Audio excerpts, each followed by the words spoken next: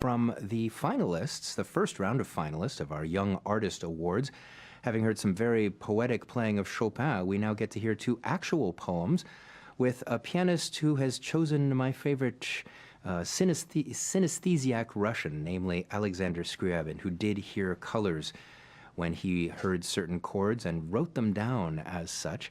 The Opus 32 of Aleksandr Scriabin are two poems, about 7 minutes of music. You saw Meredith, the pianist, playing the first one for her audition video that you can click on after this show, but I would urge you to listen to this live performance now, as this 11-year-old who studies with Alan Park and is living in Bothell, who has Tony, her father here, is going to play these two poems, Poème Opus 32 by Aleksandr Scriabin. Meredith is our pianist live.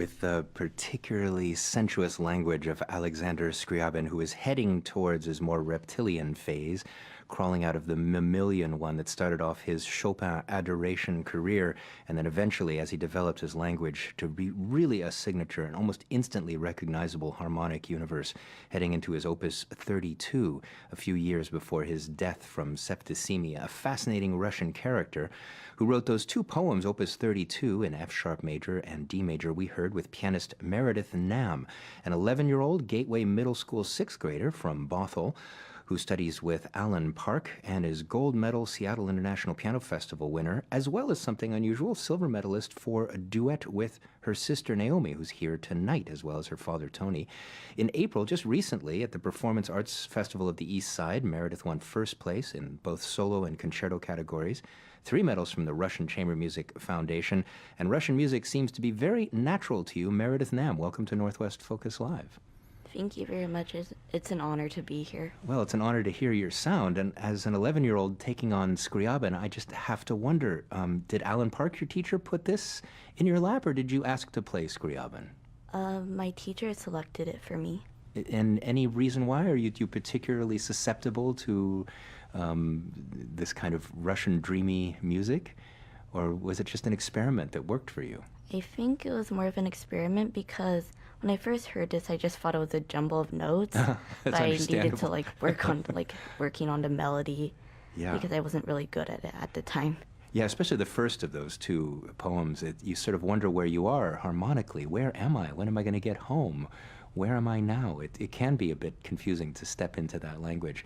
Did it take a long time, or did you settle in pretty quickly to his universe? I think it took a while because I've been having the first poem for like a year. Mm-hmm. So I had to familiarize myself with the song.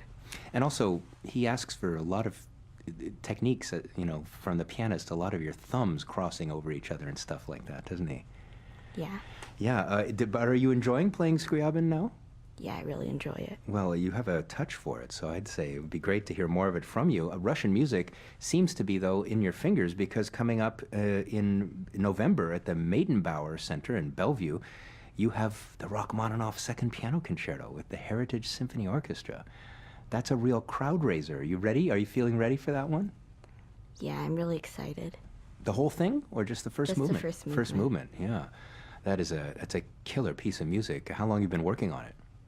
I got in March. Wow, and you're going to be ready in November. You're a pretty fast learner.